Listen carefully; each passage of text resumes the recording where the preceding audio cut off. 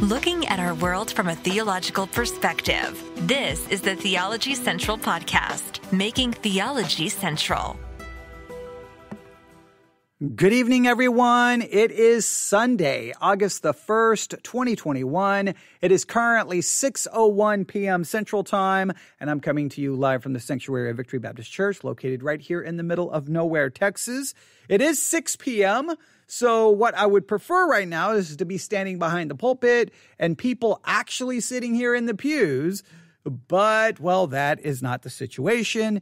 If you heard the last live broadcast and you know what happened this morning, the power went off. And so I was afraid the power went off right in the middle of my sermon and everyone had to leave. The power never came back on. So ultimately, I went home and told everyone, hey, just don't bother about coming back because I'm not going to know if the power is on or not on because I live, I'd have to have someone try to come up here and check, and it was just going to be, then I was going to have to try to contact everyone going, no, don't come back, or, I had to just make the decision right there on the spot. So since I didn't really know what was going on, the power didn't come back on, we made the decision not to have an in-person service.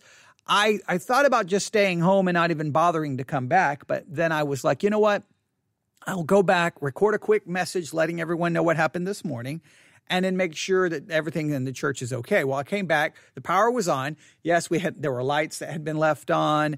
All of the sound equipment, all that had all been left on. So it was good that I came back and turned everything off and made sure everything was okay. And once I realized the power was on, I was like, well, I'm here. I'm here. Yeah. My voice isn't. My voice decided to take a vacation. And the power just went off on my voice. Okay. What happened right there? My voice just almost completely just gave up. I was like, well, I'm here at the church. So let's turn on the microphone and let's do something. Let's try to make sure that I provide people some spiritual food, some spiritual nourishment. So if you're listening live, welcome. You can participate at any time by hitting the little chat icon there on the Spreaker app. You can say hello, ask questions, ask for clarification, because this is a Bible study exercise and I'm going to be giving you, you know what? I'm going to be giving you some homework, right? It's not even really homework in a Bible study exercise. It's just work, right? It's not really homework because it's not like extra. It's just homework is always like you go to school all day, then you get your homework, which is almost extra. This is just your work. It's your in-class work, right? So the Bible study exercises, for those who are new, very simple. They are designed with one very specific goal in mind, to move you from being a passive listener to an active participant. How I do that is I do the Bible study exercise where I do some of the teaching and then some I leave for you. I give you specific assignments. The goal is for you to do those assignments, then send them to me at newsif@yahoo.com. I look at what you have done, and then I take what you've done, and then I come back here, turn on the microphone, and then we add to our study with what you have studied, what you found, what you discovered. In many cases, that helps me, that challenges me, and it's supposed to be like this big group of people studying the Bible and working together to try to discover truth and try to find what the text is actually saying by utilizing good Bible study skills and good hermeneutical skills. That's what it's designed to do. I can't really tell you how many people are who actively participate. I don't know the number. There are those who do the work, send it to me. The majority of people do not, but I'm hoping that the majority of people who do not send me their work have notebooks somewhere and they're working on it and they're doing that. I know at one point someone contacted me and they were inviting a friend over and they were going to binge listen to all of the Bible study exercises. That was very encouraging. So sometimes I don't know what's going on. I can't see beyond this microphone, right? So I don't really know what's going on the other side. Sometimes it's interesting, right? Sometimes you just kind of give up and you know what? No one's doing anything. No one's paying attention. No one's listening. No one cares. And so you're like, okay, that's it. You just stop. And then all of a sudden everyone starts contacting you. Go, wait, what's going on? Wait, where did you go? Wait, why did you stop recording? Wait, why did you stop broadcasting? What happened? Sometimes you think no one's listening. And then you find out that people are listening. So it's always hard to interpret silence, but I'm hoping that the Bible study exercises are proving to be beneficial. And currently, we're in Psalm 37, and this is what in fact, let me open the app really quick. I don't even remember currently. Part 15. Yes, this is Psalm 37, part 15. 15 different Bible study exercises in the chapter of in the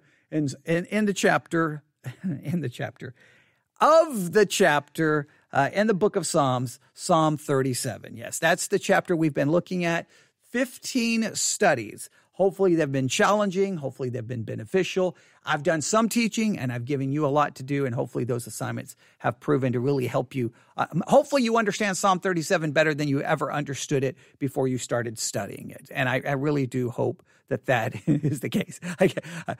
I'm embarrassed right now how bad I just said all of that, right? And so 37 parts in Psalm part 15 and Psalm. I was just having all kinds of problems saying that correctly. Now I'm embarrassed and I just want to start over. But there's no starting over in a live broadcast. So there we have it. We have done, this is part 15 in our study of Psalm 37, 15 Bible study exercises, or 14 have been done. And when we're done here, this will be the 15th.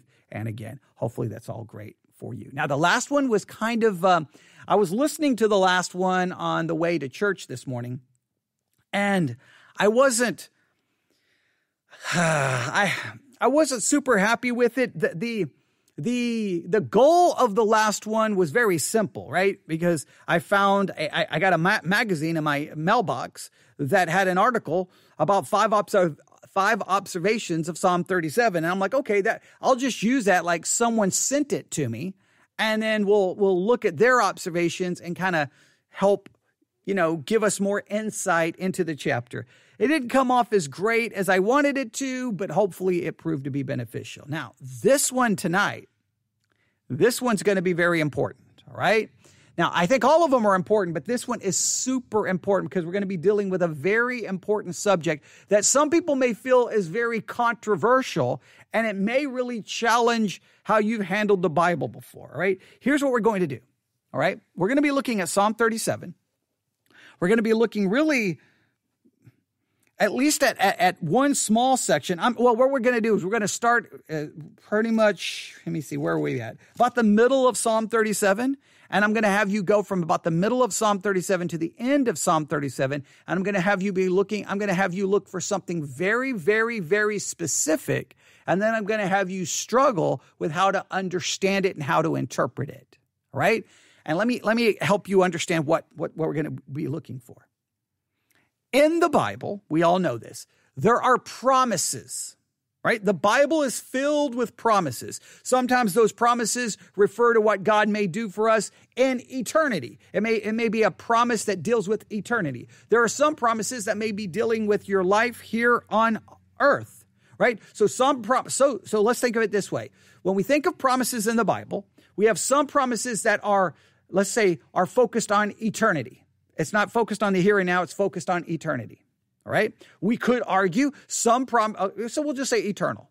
We have some promises that deal with what's going to happen here on earth, maybe in your lifetime, maybe at a future time, but they're earthly promises. So we have heavenly promises and earthly promises. All right. That's very important. You've got to know the difference, right? If it's giving you a promise about something that's going to happen in heaven, I can't take that heavenly promise and say, oh no, it's going to happen right here on earth, because, well, then it's not going to happen that way, and then it's going to lead to disappointment and frustration. So we got to draw a distinction between heavenly and earthly, right?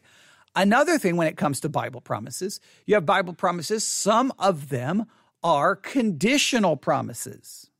In other words, here's the promise, and you get the promise if you meet the condition. For example, there are promises in the Bible that talks about being blessed. Blessed is the man. And then it will tell you, blessed is the man who does not walk in the counsel of the ungodly, sit, who meditates on God's word day and night. It gives you kind of like, if you want to be blessed, this particular blessing that's being spoken of, there are conditions. There are some promises that are conditional. So you've got to identify the promise and identify what the conditions are, all right? For God so loved the world that he gave his only begotten son, that whosoever believeth in him shall not perish but have everlasting life. There's a promise of never perishing and having everlasting life. But the condition is I must believe in, obviously, Jesus Christ. I must believe in the Son that was sent by the Father, okay? So there is a promise there, but it's conditional. So whenever you find a promise, you got to determine, is it heavenly? Is it earthly? You got to determine if it's conditional. Okay. And there may be some promises that are unconditional. All right. For God so loved the world. There is a promise of God's love and it's unconditional. Now we could argue, is there different types of love that God may have? But for God so loved the world, there are some promises, and that's not maybe the best one, but I just want you to the idea. Some promises are just unconditional. This is just the way it works. This is just the way it is. It's unconditional. I don't think there's many unconditional ones, but there are unconditional. So there's conditional and unconditional. And then there are promises that we're going to put in the category are not applicable. They have nothing to do they're not to you. They're not about you. You can't claim it. You can't name it. You can't do anything with it. It's not applicable. It's not for you. I've told the story before. Let me tell it to you again. When I was a young Christian, I worked at Texas Instruments, right? Texas Instruments. Was this in Texas Instruments? It may have been at Texas Instruments. I can't remember exactly where I was working at them. It may have been in the military. I can't remember exactly where I was, but because it happened a long time ago. But there was this woman who her and her husband wanted to have a baby. And they've been struggling and seen the doctor, and, they wanted to have a baby, And at that point, she had not become pregnant. They were very frustrated, very discouraged. She was, having her morning devotions, and she was in Genesis and she read where God promised Sarah a baby, that Abraham and Sarah, they were going to have a baby. Abram and Sarah. Okay. I remember their names become Abraham and Sarah. Okay. You get the idea. All right. And she read those promises. And she claimed those promises for herself. And then she came basically saying that, she heard from God this morning in her reading of the scripture, and that she knew that she was going to have a baby because God was going to give her one because she found the promise in scripture and claimed it. And I wanted to say, is your husband's name Abraham? In fact, I actually may have even said it because sometimes I wasn't always the most tactful person. I've tried to get better at that. But I think I may have actually said, is your husband's name Abraham? Is your name Sarah? No? Okay, well, that promise has nothing to do with you. It's not applicable to you. Why are you claiming that promise? It's not for you. There are promises that are not applicable. Here's another one. You know this one. Very, very, very, very, very famous. Jeremiah chapter 29, verse 11. For I know the thoughts that I think towards you, saith the Lord, thoughts of peace and not of evil, to give you an expected end. Now, I've heard that promise claimed in so many situations. I've heard it claimed over and over and over by Christians. It's not applicable. It's not for you. It only takes basic reading comprehension to read the chapter, and you're going to find out, wait a minute, this is for the people who were in Babylonian captivity, who's going to come back from Babylonian captivity. God knows the thoughts that he has towards you, the Lord, thoughts of peace, not of evil, to give you an expected end. He's referring to the people coming out of Babylonian captivity. Read the chapter. In fact, you can just see it, Jeremiah chapter 29, verse 1. Now, these are the words of the letter that Jeremiah the prophet sent from Jerusalem unto the residue of the elders which were carried away captives, and to the priests and to the prophets and to all the people whom Nebuchadnezzar had carried away captive from Jerusalem to Babylon. It clearly identifies who it's to. It's not to you. You can't quote it during your high school graduation speech. I guess you can, but it has nothing to do with you. You can't claim this promise. So there are some promises that are not applicable. So you have some promises that are talking about something in heaven, not something on earth. It's a heavenly promise. You have some that are earthly, and then you got to determine, okay, earthly for when, okay? Some may be conditional, some may be unconditional, and some may be completely not applicable. And I think so much of what happens within Christianity, and sometimes the confusion, is a mishandling of the promises of God. And these are just basic, this is elementary principle stuff. This is nothing deep, nothing profound. Every Christian should know this stuff. Now, what's frustrating is I say it's elementary and basic, and then I listen to sermons from pastors who went to seminary, and they stand behind the pulpit and seem to clearly and literally demonstrate a complete misunderstanding of these very basic Bible study, Bible understanding principles. If you can't get the promises right, I don't know how I can trust you with anything in the text, right? If I can't trust you to get Jeremiah 29:11 right, when that's got to be one of the easiest passages to interpret with just a basic reading of context, I can't trust you to get, I don't know how I'm going to trust you in anything else. And I've heard pastor after pastor make that mistake. So what does it have to do with Psalm 37? Well, it's pretty straightforward. I want you to listen. Because this is going to be controversial, but we've got to consider this. There are times where there seems to be a promise in the Bible that seems to be very specific, very straightforward. But when you look at the promise, you're like, well, wait a minute. If that is true, then why? Look, it doesn't seem to be happening here. It doesn't seem to be happening here. If that's just a definitive promise that is true for, say, anyone who's a Christian, then there's a lot of things I don't understand, because there's lots of situations where that promise doesn't appear to be true. Now, whenever you find that, or doesn't appear to be occurring, let me state it that way. Like sometimes there's these promises, and you're like, that seems to promise that I'm going to have everything I need. And then you find Christians in parts of the world where they're starving. And you're like, well, wait, and look at how many people starve to death every day in the world. Are you going to claim, like, how do we understand that?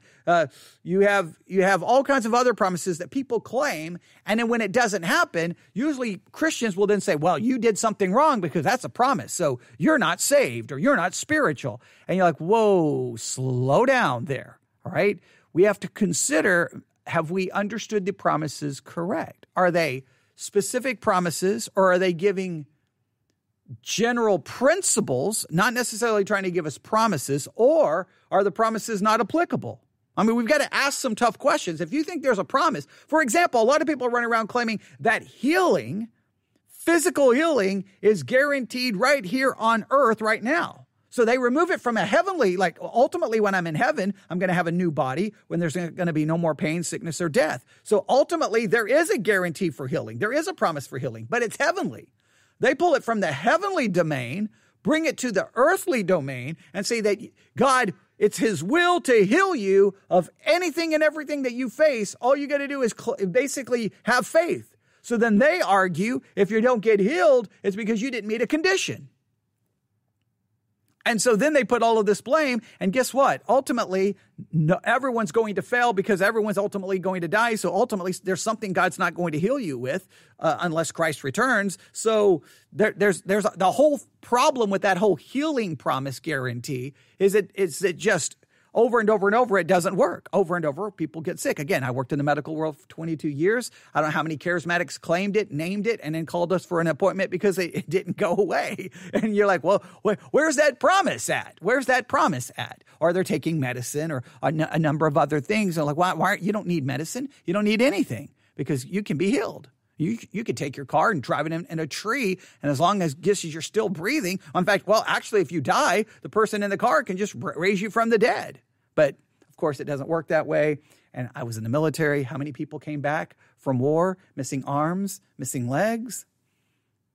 I've yet to see charismatics pull off that. I've yet to see them, quote unquote. Now, they always have these stories, supposedly, but you would think there would be videos of it everywhere. Here's a person missing an arm. It's clearly medically documented, and you prayed, and the arm just reappeared. Okay, so yeah, we could talk all day about those issues. So what happens when we come across these texts where you're like, man, how do we understand? Is that a promise? Is that a general principle? Well, what do we do? So we're in a section here in Psalm 37 where I think some of these, I'm not going to say this is a perfect example of it, but there's at least, it appears to be some promises, and we need to identify all of them. What appears to come across as promises. So let me just go through and show you, all right? Okay, so we have some discussion about the wicked in Psalm 37, verse 14. The wicked have drawn out the sword and have bent their bow to cast down the poor and needy and to slay such as be of upright conversation. Their sword shall enter into their own heart, and their bows shall be broken. All right. Now, this ultimately is a promise for the destruction of the wicked. Now, you could ask yourself, I guess we could start right here in some ways. This is a promise that the wicked are going to be stopped. Now, is this a promise that's going to be fulfilled in eternity? Or is this some kind of promise that ultimately the wicked are going to be stopped and destroyed here on earth? Is this like every time the wicked tries to do something, they're going to be stopped? Well, we know that can't be the promise, because earlier in this chapter, it talks about the wicked and their plans being prosperous and succeeding. So this has to have some kind of a future judgment mentality, I would think. All right, but let's continue. Verse 16, Psalm 37:16, a little that a righteous man hath is better than the riches of many wicked. All right, so far so good. For the arms of the wicked shall be broken, but the Lord upholdeth the righteous. Now let's stop right here. All right, now the arms of the wicked shall be broken. Now again, do we understand that as a promise, like that every time the wicked get ready to do something on this earth, their arms are broken? Well, you know that's not true. Wicked people do all kinds of things. They succeed in all kinds of evil schemes, plans. The wicked people murder, they hurt, they rape. All kinds of horrible things. So that has to be some kind of a future, right? Does it? I think that's the only way to understand that, all right? But there's another promise here. The Lord upholdeth the righteous. So what I'm going to do is I'm going to focus on the promises here, because I think any promise about the destruction and failure of the wicked has to be ultimately an eternal promise, a heavenly promise, ultimately, because that's ultimately where the wicked will be destroyed. Now, we could try to put this in some kind of a historical setting, possibly, but it would have to be very specific, because even in the Bible, the wicked seem to prosper numerous situations. So, yeah, that has to be just a general concept that the wicked will ultimately be destroyed, and which is how we've understood all of this up to this point. But now it mentions the righteous. So what I'm going to do is I'm going to look at the promises that are directed towards the righteous, and we're going to move through them, and we're going to try to identify these promises. And then it's going to be up to you to figure out, well, what do we do with this? So let's look at the first one. The Lord upholdeth the righteous. What does that mean? If that's a promise that God upholds the righteous, upholds us in what way? Upholds us in a spiritual way? Upholds us in a physical way? Does he uphold us so that we can never be harmed by the wicked? Well, that clearly is not true. He upholds us in what way does he uphold us? I think this has to be a spiritual promise, understood spiritually and understood that way. I don't think you can make this necessarily an earthly kind of concept. It's a spiritual one. He upholds me spiritually, right? I'm gonna, again, when I do these, sometimes I may have an answer, but I throw them out there for you to think about. So there's the first one. The Lord upholds the righteous. Number two, the Lord knoweth the days of the upright, and their inheritance shall be forever. All right. So number one, the Lord upholds the righteous. Number two, our inheritance shall be forever. Now, I think that has to refer to a spiritual inheritance, right? Now, that spiritual inheritance may be that we're going to, ultimately will inherit the earth. We have to understand that either in a millennial kingdom sense, or we have to understand a new heaven and a new earth. So it may have an earthly connotation, but it's earthly in a future perspective. I think we have to understand this as being basically a heavenly spiritual concept, right? Only thing makes sense, because obviously I don't have an earthly inheritance as far as from a human perspective. I have an earthly inheritance, maybe that I will inherit the earth. But again, that's future from a heavenly concept, right? So the Lord upholds the righteous. There's promise number one. Our inheritance shall be forever. That's number two. I guess you could say the Lord know the days of the upright. I guess you could say that's a promise, but that's kind of just a statement of fact. God knows everything. All right, but let's go to verse 19. They shall not be ashamed in the evil time, and in the days of famine they shall be satisfied. Oh boy, here we go. Now what do we do at verse 19? See, I want you to write each promise down, all right? The Lord upholds the righteous, our inheritance will be forever, and we will not be ashamed in the evil time. That's number three. We will not be ashamed in the evil time. Let's look and see how other translations translate that verse. Let's look at it. All right? Let's look at it. Here, I'm going to Psalm 37, verse 19, because I'm interested.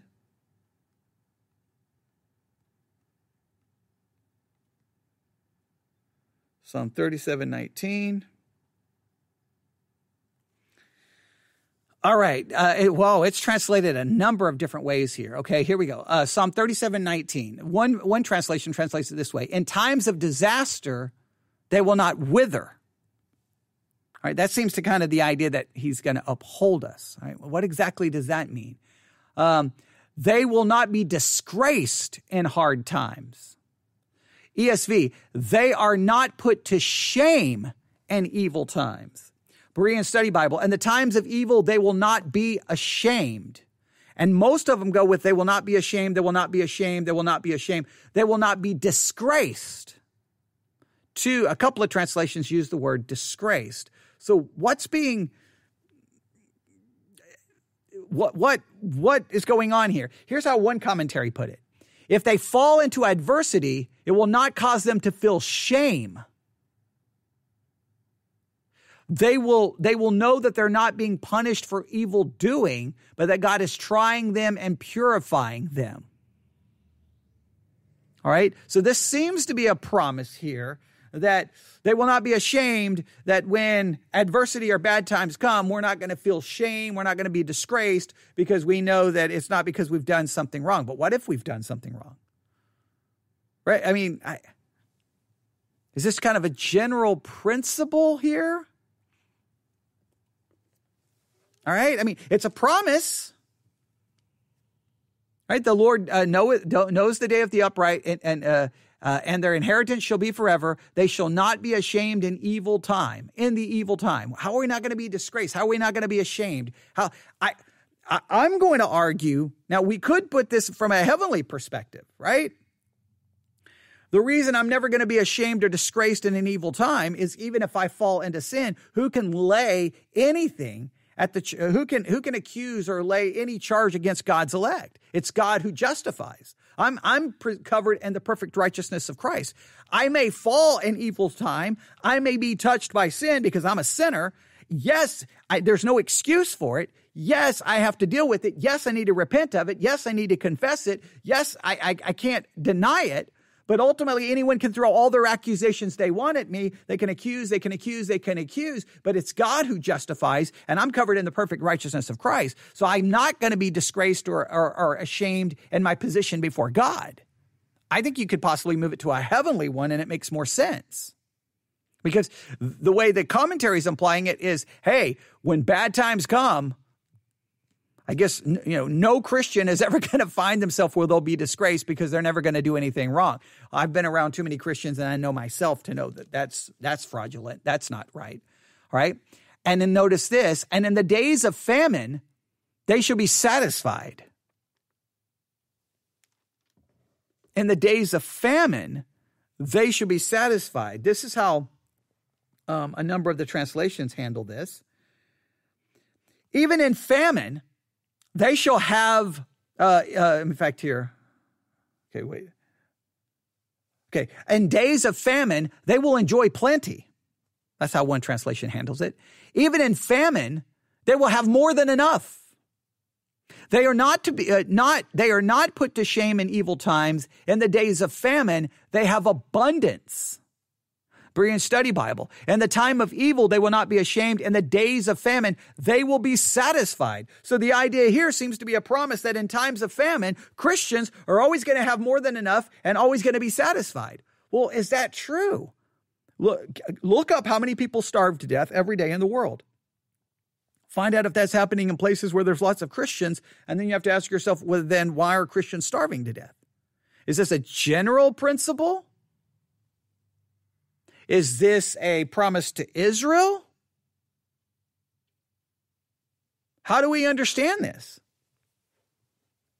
See, these are questions, because what we can do, and the reason we have to ask these questions is people take these promises and they just state them like, hey, if you're a Christian, your needs are always going to be met. Now, is that just a general principle? How do we understand that? Or is it that now I wonder if it goes back to this. Go back to Psalm 37, verse 16, a little that a righteous man hath is better than the riches of many wicked. I wonder if this is the idea that even in a time of famine, because of our relationship with God, we're going to have some form of contentment and satisfaction. Now, is this a promise that in a time of famine, I'm going to have plenty of food? Or is this the idea that in the time of famine, I'm going to be fulfilled and satisfied? I'm going to have a sense of contentment because of my relationship with God. Paul talked about that he learned to be content, whatever state he found himself, when he had plenty or when he had none. Do we understand it in a spiritual sense? These are questions we have to ask ourselves, all right? I know that typically when people study texts like that, they don't ask these kinds of questions, but that's why we do the Bible study exercises, because we dig in and ask the tough questions, all right? Verse 20, but the wicked shall perish, and the enemies of the Lord shall be as the fat of lambs. They shall consume into smoke, and shall they consume away. The wicked borroweth and payeth not again, but the righteous showeth mercy and give. For such as be blessed of him shall inherit the earth, and they that be cursed of him shall be cut off. Now, there's the promise of inheriting the earth. There's the promise of inheriting the earth. I think that has to be, again, either millennial kingdom concept or new heaven and new earth. It has to have something to do with that. All right. Now, here we go. Verse 23. The steps of a good man are ordered by the Lord, and he delighteth in his way. Now look at verse 24. Though he fall, he shall not be utterly cast down, for the Lord upholdeth him with his hand. That's Psalm 37, 24. Now I think this, you can go down and write each one. I know we could go back and try to review each promise, but you get the idea. Go through all of this, find all of these promises. But I think this one gives us some indication that maybe we need to understand some of these promises in almost a spiritual way, right? Hey, God's going to uphold you. How is he going to uphold you? Well, here's a good example. When you fall, right? Now, remember before, talked about we would never be ashamed, that during wicked times we would not be ashamed in verse 19. Well, this is why we would never be ashamed or disgraced, because even if we fall, the Lord upholds us with his hand. Now, this can't be the idea that if I'm walking, I can't make this very literal. If I'm walking, I get ready to fall. Okay, he's not going to allow me to get hurt. Well, that's not true of me, because we've all fallen and gotten hurt. I fell off the house when I was little and broke my arm. Okay, so I can think of all kinds of situations. I fall down and have seizures and hurt myself in all kinds of different ways. So that obviously that's not what it's referring to. What it means, if I fall in a spiritual sense, he is there to uphold me, because I am justified not based off what I do, but by an imputed righteousness. So he upholds me spiritually. Yes, people may say bad things about me. They may make all kinds of accusations. They may point their finger. They may talk and gossip. But guess what? It's God who justifies, not them. So who can lay the charge against God's elect? It's God who justifies. That seems to make sense right there. Verse 25. Now, this one is very important. Now, how do we interpret this one?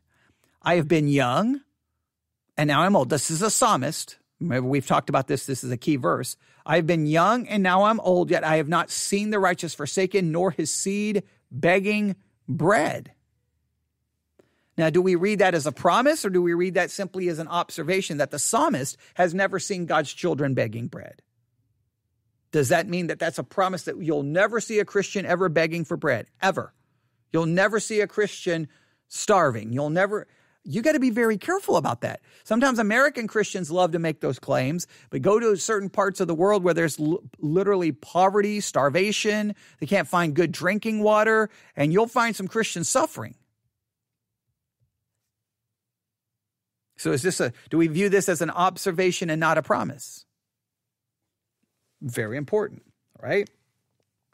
Verse 26, he is ever merciful and lendeth, and his seed is blessed. Depart from evil and do good and dwell forevermore. For the Lord loveth judgment and forsaketh not his saints. They are preserved forever, but the seed of the wicked shall be cut off. Now, there's a promise of being preserved forever. Now, that can't be a promise of being preserved in my physical body forever, because my physical body is going to break down. I'm going to die. That has to be a spiritual preservation, right? The righteous shall inherit the land and dwell therein forever. There's the promise again of dwelling and inheriting the earth. Again, that has to have that's a promise. Where are we going to put that promise? The mouth of the righteous speaketh wisdom, and his tongue talketh judgment. The law of his God is in his heart, and none of his steps shall slide. Let's stop right there. Psalm 37:31. What is it? That's a promise. Is that a promise that none of our steps are ever going to slide? Now, already earlier, we talked about falling. So what does it mean? I'm never going to slide. Never? That has to mean something. That has to somehow be understood in my position. And my position before God, I will never slide, because I'm covered in the perfect righteousness of Christ. In life, you're going to slide and fall and make all kinds of mistakes. Many believe this psalm was written by David. David is going to slide and fall big time. Yeah, so is this just I mean, how do we understand that? It's just a general principle? Like, how do we understand that? Verse 32, the wicked watcheth the righteous and seeketh to slay him. The Lord will not leave him in the hand, nor condemn him when he is judged.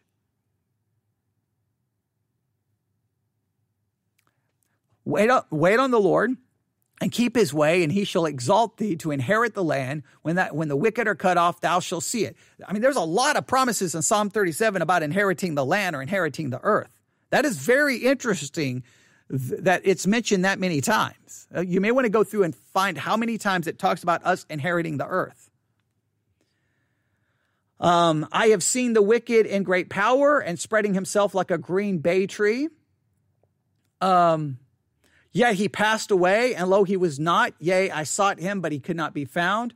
Mark the perfect man, and behold the upright, for the end of that man is peace.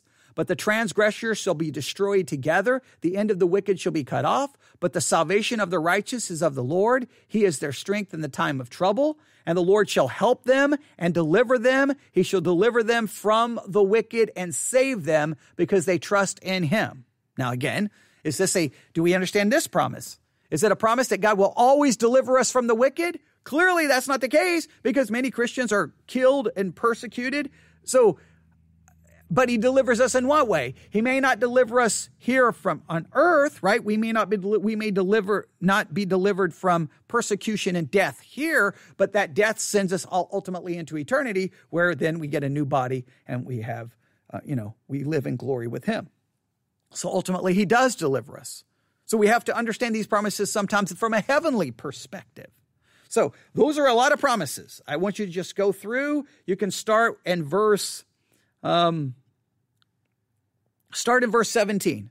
Psalm 37:17. Look at write down all the promises and see, do we understand this in a heavenly perspective or an earthly perspective? We understand it in an earthly perspective. How does this make sense? If it's earthly, not now, it's got to be earthly future, then where do you put it? And maybe in some of these cases, we understand these promises basically from a heavenly spiritual perspective, and they're not talking about something here on earth, something that is going to happen for me right now, that I'm never going to slip, I'm never going to fall, that God's going to keep me from all bad things, which is how many Christians handle these kinds of promises.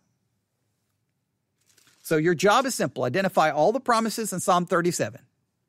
Right? In fact, you can go all the way back to verse 1 if you want. Go from 37, verse 1. Yeah, just do the whole chapter. Identify every promise to the righteous.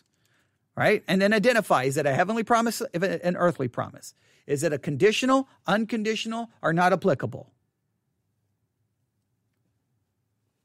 And then what does it mean? And again, when I say heavenly, in other words, is it fulfilled in heaven, or is it a spiritual promise dealing with my spiritual position before God? So that heavenly, we can just call it heavenly/spiritual, right? I hope that makes sense. This is where you wish the room was full, and then I could look at everyone's faces and like, I don't get what you're talking about, and I could repeat myself 50 times until they figured it out. But I hope that makes sense. This is very, very important because preachers do this stuff all the time from the pulpit. They'll get the Bible and they'll say, God has promised this.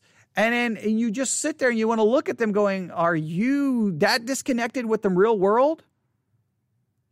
And then people take those promises, and then after 6 months or a year, 3 years walking with the Lord, they're like, I don't know if this is actually coming to pass. So then they start questioning the truthfulness of Scripture. Don't question the truthfulness of Scripture. Don't question the faithfulness of God. Question the fact that maybe the preaching you heard was given by fallible people who mishandled Scripture and gave you a promise that's not actually a promise, or misapplied the promise.